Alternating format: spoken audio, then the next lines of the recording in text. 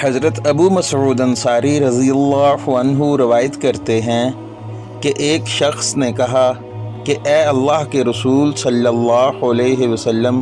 قسم اللہ کی میں صبح کی نماز میں فلاں کی وجہ سے دیر سے جاتا ہوں کیونکہ وہ نماز کو بہت لمبا کر دیتے ہیں۔ ابو مسعود انصاری رضی اللہ عنہ فرماتے ہیں کہ میں نے رسول اللہ صلی اللہ علیہ وسلم کو نصیحت کے وقت